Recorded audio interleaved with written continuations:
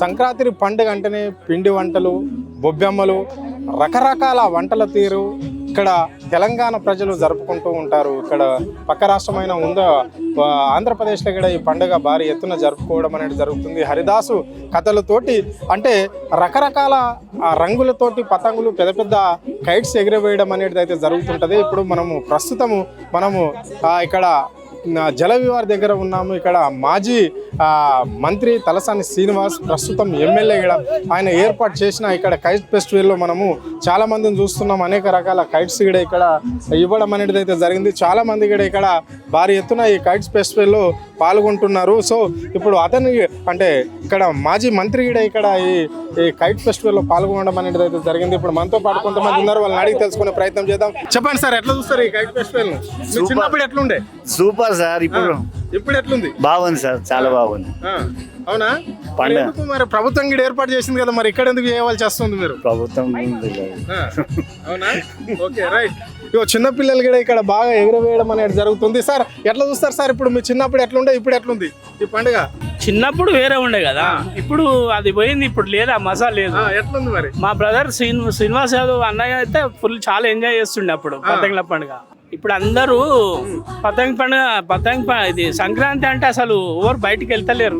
మీరు ఏమైనా బిల్డింగ్లు వెళ్తే ఆ బస్తీలలో బిల్డింగ్లు ఉంటాయి, అక్కడనే ఎగురేస్తారు పతంగ్. ఇక్కడ ఎగిరేరు.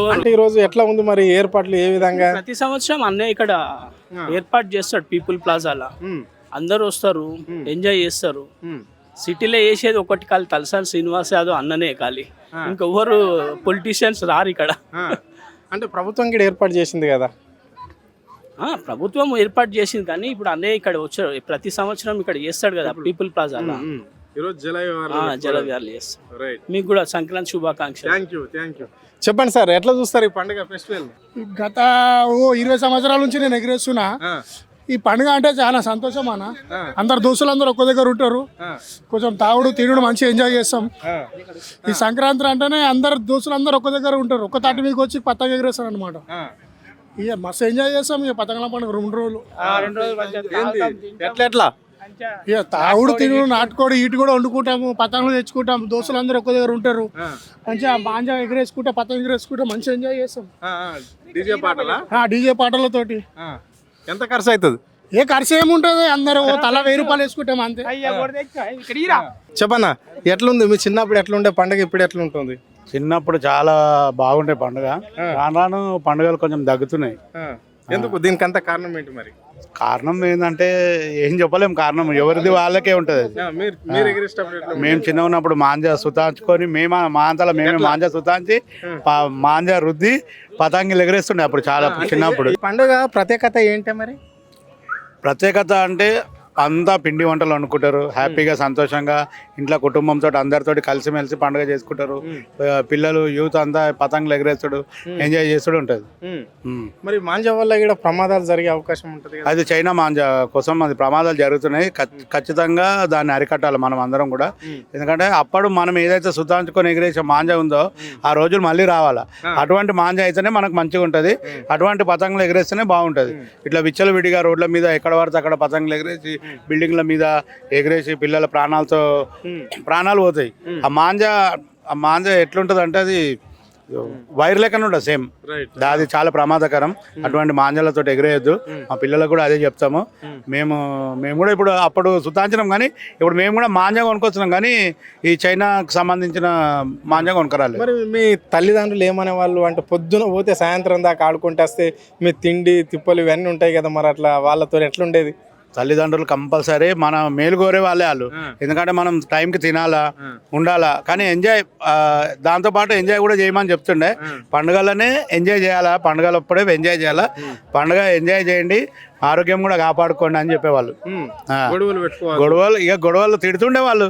పొద్దుగాల పోతుండే, స్నానాలు ఉండకపోతుండే, ఏమి ఉండకపోతుండే, పతంగులు ఎగిరేస్తుండే. ఎక్కడ పడితే అక్కడ పతంగులు పడుతుండే, గుంజుకొస్తుండే, పతంగులని ఎగిరేస్తుంటే. ఎంతమంది దోస్తులతో ఎగిరేస్తుంటే? మేము 10-15 మంది ఉన్నారు, కానీ ఎవరంతా వాళ్ళు పెళ్లిలు అయినాయి, ఫ్యామిలీ అందరు ఓల ఫ్యామిలీకి వాళ్ళు ఉన్నారు. ఇప్పుడు అంత అనిపిస్తలేదు అయితే పండుగ అప్పట్లేక వాతావరణం అయితే ఇప్పుడు లేదండి. తగ్గుతున్నాయి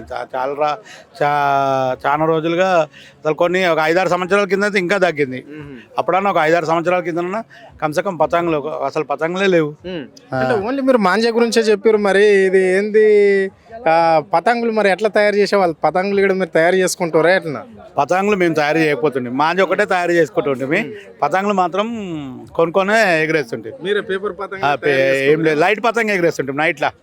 లైట్ పతంగ మేము తయారు చేస్తుండే. అది అప్పట్లో రెడ్ లేబుల్ డబ్బాది డబ్బా వస్తుండే కదా, దాన్ని కట్ చేసి మరి దానికి పేపర్ అంటబెట్టి దాంట్లో క్యాండిల్ పెట్టి లైట్ పతంగ పెద్ద పతంగి కట్టి లైట్ పతంగ ఎగరేస్తుంటాం. Okay right. మరి ఈ సంవత్సరం ఎట్లా చేస్తున్నావు? ఎన్ని పతంగులు తెచ్చినావు? ఎంతమందిని తీసుకొని వచ్చినావు?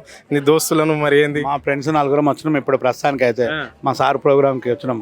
సీనాన్న అంటే మాకు అభిమానం. అన్నగారు ఎక్కడ పిలిపిస్తే అక్కడ వెళ్తాము. అన్నతో పాటు మేము కూడా ఎంజాయ్ చేస్తాం. వారితో పాటు మేము కూడా అందరం కలిసి కట్టుగా ఫ్రెండ్స్ అందరం కలిసి పండుగను ఎంజాయ్ చేస్తాం. ఆ విధంగానే సార్ రమ్మంటే సారు రమ్మన్నా వద్దన్నా మేము ఖచ్చితంగా సార్ మీద అభిమానంతో పండుగ ప్రతి పండుగ ఎంజాయ్ చేస్తాడు. వారితో పాటు మమ్మల్ని కూడా ఎంజాయ్ చేయమని చెప్పి మమ్మల్ని ఆహ్వానిస్తాడు. ఇప్పటి వరకు మరి ఎన్ని పతంగులు ఎగిరేసినావు? ఎన్ని సటాలు చేసినావు? ఇప్పటి మాటకైతే 2 పతంగులు ఎగిరేసినాము. మళ్ళీ ఇప్పుడు పోయి ఇంటికాడ ఫ్యామిలీ తోటి మా బిల్డింగ్ మీద ఎగిరేస్తాం. Okay right, thank you.